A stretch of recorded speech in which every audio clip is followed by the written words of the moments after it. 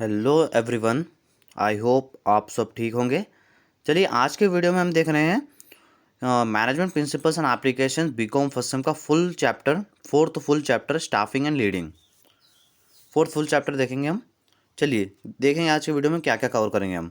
First हम meaning of staffing देखेंगे, second process of staffing देखेंगे, थर्ड मोटिवेशन मीनिंग देखेंगे, उसके बाद फोर्थ इंपॉर्टेंस ऑफ मोटिवेशन देखेंगे, फिफ्थ एक्सट्रेंसिक्स एंड इंट्रेंसिक मोटिवेशन देखेंगे, सिक्स लीडरशिप मीनिंग देखेंगे, सेवंथ इंपॉर्टेंस ऑफ लीडरशिप देखेंगे, eighth transactional leadership and ninth transformation leadership. इतना सब आज की वीडियो में देखेंगे।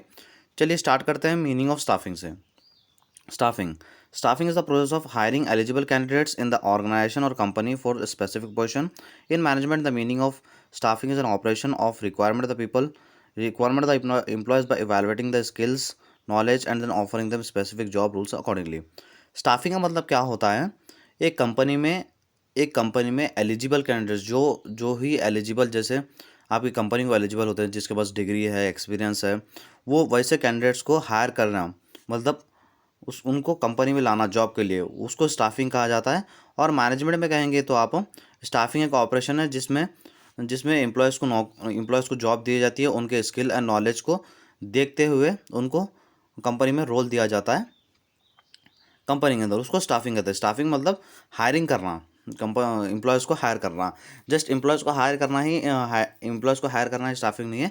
आगे उनको बुला के कंपनी में बुला के उनको ट्रेनिंग देना और उनका प्रमोशन, उनकी सैलरी, ये सब उनके बारे में सोचना ही स्टाफिंग है। अगर आपको डिटेल चाहिए तो लिंक डिस्क्रिप्शन में आप जाकर देख लीजिए। सेकंड है प्रोसेस ऑफ स्टाफिंग। स्टाफिंग का प्रोसेस कैसा होता है, क्या क्या काम होते हैं, पूरे देखेंगे। चलिए फर्स्ट है man power requirement. First process है स्टाफिंग का कि देखना कंपनी के अंदर एम्प्लॉयज़ की ज़रूरत है या नहीं है। एम्प्लॉयज़ की ज़रूरत है तो कौन से एम्प्लॉयज़ चाहिए, कौन से फील्ड में एम्प्लॉयज़ चाहिए, वो सब देखा जाता है फर्स्ट पॉइंट में। सेकंड रिक्वायरमेंट, अब जैसे ही देख लिया आपको से एम्प्लॉयज़ चाहिए तो सेकंड में एप्लीकेशंस दिए जाते हैं कि हमारे पास इतने जॉब्स है, जो भी इंटरेस्टेड है आप अप्लाई कर सकते हैं बोल के। थर्ड है सिलेक्शन। अब रिक्वायरमेंट देगा तो कुछ लोग आते हैं, कुछ कैंडिडेट्स आते हैं, उस कैंडिडेट्स में से जो बेस्ट है उनको सेलेक्ट किया जाता है। फोर्थ है ओरिएंटेशन एंड प्लेसमेंट। सेलेक्ट किए के बाद उनको कंपनी में लाया जाता है। कंपनी में लाए के बाद सबको सबसे फ्रेंडली नेचर में उनको लाया जाता है और सबको उनको मिलाया जाता है और इसमें और प्लेसमेंट जो उनकी जॉब है उस पर प्लेस किया जाता है इन्हें। फिफ्थ है ट्रेनिंग एंड डेवलपमेंट। कंपनी में आने के बाद कोई से भी एम्प्लॉयज़ को कहाँ पे भी कोई से भी कंपनी में जाइए आप, ट्रेनिंग दी जाती है। वैसे ही इन्हें भी ट्रेनिंग दी जाती है। ट्रेनिंग क्यों दी जाती है? उन्हें और ज़्यादा डेवलप होना, अच्छे उनको ट्रेन मिलना बोल के, अच्छे से अच्छा काम करना बोल के। रेम्यूनरेशन, अब थोड़े दिन काम करने के बाद एम्प्लॉयज़ अगर अच्छा परफॉर्मेंस दिए, उनके परफॉर्मेंस को देखकर उन्हें रेम्यूनरेशन यानी एक्स्ट्रा बोनस सैलरी देना। सेवन्थ है परफॉर्मेंस इवैल्यूएशन। परफॉर्मेंस इवैल्यूएशन मतलब हर एक एम्प्लॉयज़ का परफॉर्मेंस देखना चाहिए कि कैसे वर्क कर रहा है, कैसे अगर उन्हें अच्छा कर रहा है तो उनको जॉब में प्रमोशन देना चाहिए, अगर अच्छा नहीं करा तो उनको कंपनी से निकाल देना चाहिए। एट्थ है प्रमोशन एंड ट्रांसफ़र। प्रमोशन मतलब एक पोजीशन से हाईएस्ट पोजीशन को उनको प्रमोट करना। इसमें सैलरी भी बढ़ती है और रिस्पॉन्सिबिलिटी भी बढ़ती है। बट ट्रांसफ़र में क्या होता है, अगर कहीं कंपनी के दो तीन ब्रांच है तो एक ब्रांच से दूसरे ब्रांच में ट्रांसफ़र किया जाता है। इसमें कुछ सैलरी भी नहीं बढ़ती है और रिस्पॉन्सिबिलिटी नहीं बढ़ती है। ये सब काम रहता है, ये सब प्रोसेस होता है स्टाफिंग का। अगर आपको डिटेल चाहिए विथ नोट्स तो लिंक डिस्क्रिप्शन में दे रहा हूँ, आप जाकर देख लीजिए। थर्ड है motivation meaning. Motivation can be defined as stimulating, inspiring, and inducing the employees to perform their best capacity. Motivation is a physical term, psychological term, which means it cannot be forced on employees. It comes automatically from inside the employees as it is the willingness to do the work.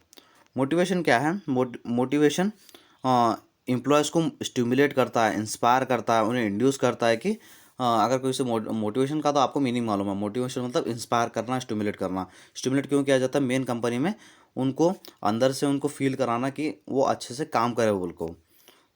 ये एक psychological term है, इसको force नहीं कर सकते, ये अंदर से ऑटोमेटिकली आता है एम्प्लॉयज़ को वर्क करने के लिए।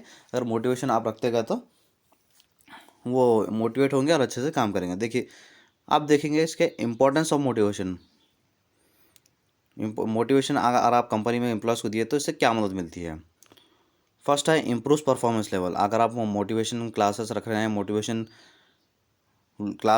हैं तो एम्प्लॉयज़ की परफॉर्मेंस लेवल पे पड़ेगी, उन्हें फील होगा। अगर आप मोटिवेशन क्लासेस रख रहे हैं तो उन्हें फील होगा और वो अच्छे से काम करेंगे। रिडक्शन इन रेसिस्टेंस चेंज, मतलब अगर आप मोटिवेशन अच्छा देते जाएंगे तो कंपनी में क्या होगा, वो एम्प्लॉयज़ आपकी कंपनी छोड़कर दूसरे कंपनी को नहीं जाएंगे। थर्ड है हेल्थी कोऑपरेटिव इमेज, अगर आप मोटिवेशन क्लासेस कंपनी में रख रहे हैं तो आपका ब्रांड वैल्यू बढ़ेगा कि कोई भी बात करेगा इनके इनके कंपनी में मोटिवेशन क्लासेस रखी जाती है बोल के, इसमें आपका कंपनी का ब्रांड वैल्यू बनेगा। सो प्रोडक्टिव यूटिलिटी ऑफ रिसोर्सेज, अगर आप मोटिवेशन क्लासेस रखेंगे तो आपके जो भी रिसोर्सेस है ना, रिसोर्सेज का अच्छी तरीके से इस्तेमाल होता है और कम कम से कम रिसोर्स का इस्तेमाल करके ज़्यादा से ज़्यादा प्रॉफिट कमाने की कोशिश की जाती है। फिफ्थ है इंक्रीज एफिशिएंसी ऑन आउटपुट, अब जैसे रिसोर्सेज अच्छे से इस्तेमाल होंगे तो आपका खर्चा भी कम होगा और आपका आउटपुट भी ज़्यादा होगा। सिक्स्थ है achievement of goals, main motivation दिए जाते हैं गोल्स को अचीव करने के लिए। गोल्स क्या भी हो सकते हैं कंपनी के, जैसे सेल्स बढ़ाना या तो फिर प्रॉफिट कमाना। सो ऐसे गोल्स को अचीव करने के लिए एम्प्लॉयज़ को मोटिवेशन दी जाती है। Development of friendly relationship, main motivation classes क्यों दी जाती है।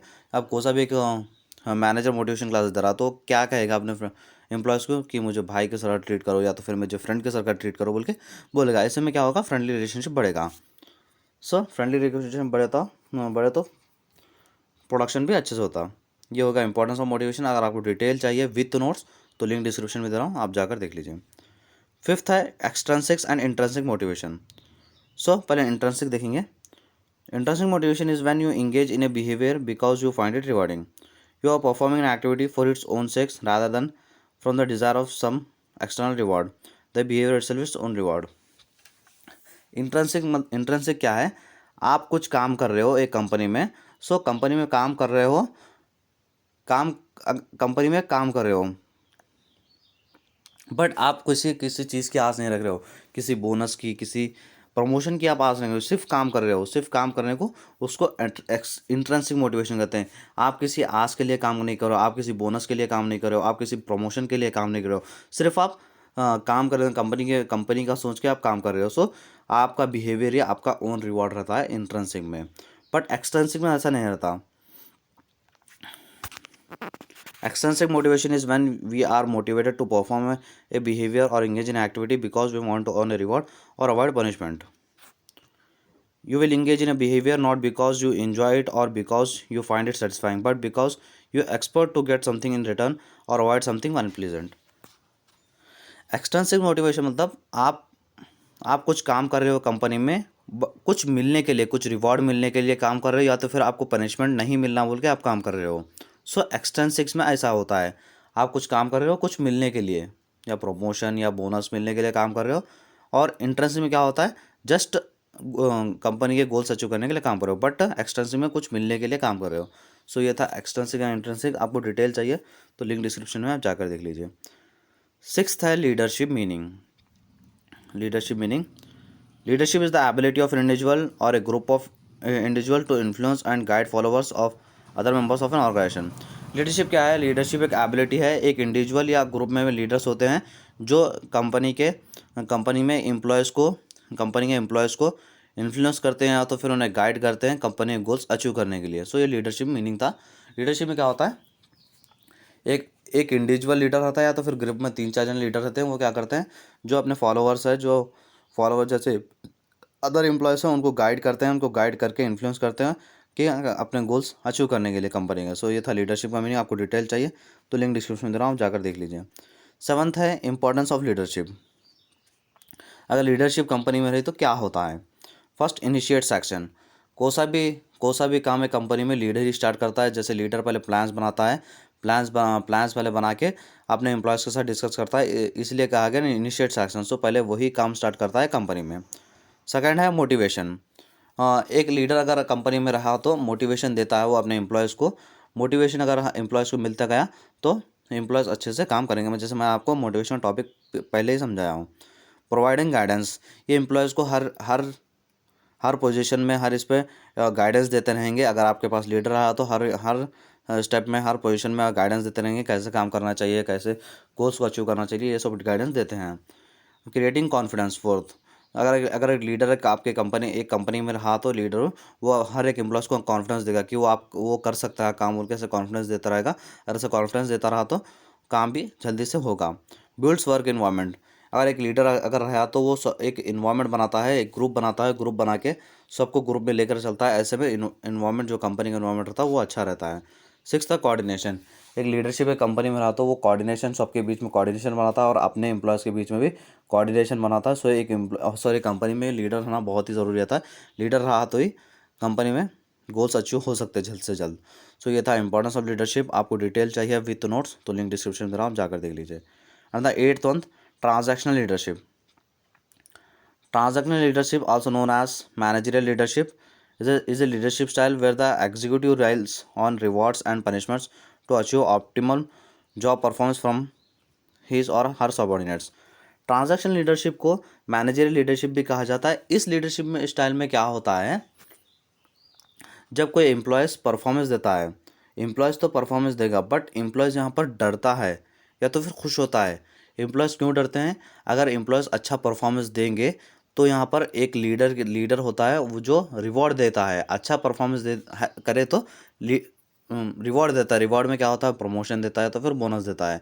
अगर बुरा काम करेंगे एम्प्लॉयज़ तो उन्हें पनिशमेंट भी देता है। पनिशमेंट में क्या देता है, सैलरी तो कट करेगा या तो उसको कुछ पनिशमेंट देगा। ट्रांजैक्शनल, ये है था ट्रांजैक्शनल लीडरशिप। आपको डिटेल चाहिए तो लिंक डिस्क्रिप्शन में जाकर देख लीजिए।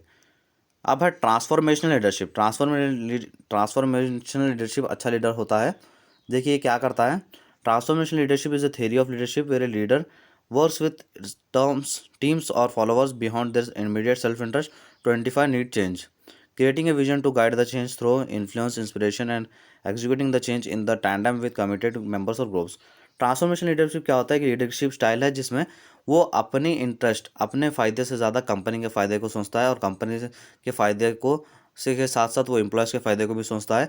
एम्प्लॉयज़ जो कंपनी में काम कर रहे हैं उनका भी फ़ायदा होने वाला सोचता है, बट यहाँ पर वो अपना इंटरेस्ट, अपनी अपनी इच्छाएँ, अपनी खुशी पीछे रखता है और कंपनी की खुशी आगे रखता है। इसमें वो अपने एम्प्लॉयज़ को इन्फ्लुएंस करता है, इंस्पिरेशन देता है, इंस्पिरेशन दे के अपने कंपनी गोल्स को अचीव करता है। सो ये था ट्रांसफॉर्मेशन लीडरशिप। अगर आपको डिटेल चाहिए तो लिंक डिस्क्रिप्शन में देखिए, आप जाकर देख लीजिए।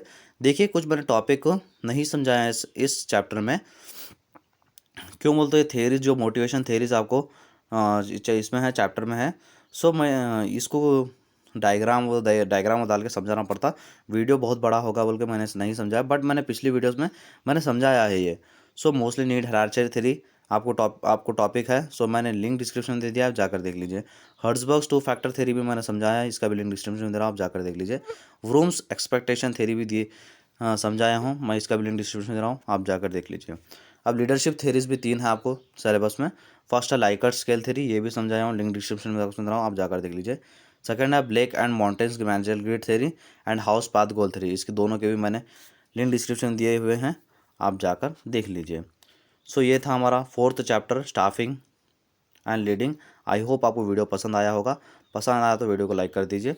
And management principles and application syllabus start कर दिया था मैं, 1st to 4th chapter uploaded है, सारे वीडियोस चैनल में, आप जाकर देख लीजिए। एंड नेक्स्ट 5th चैप्टर भी ऐसे ही आएगा, सो चैनल को सब्सक्राइब कर लीजिए। Thank you so much.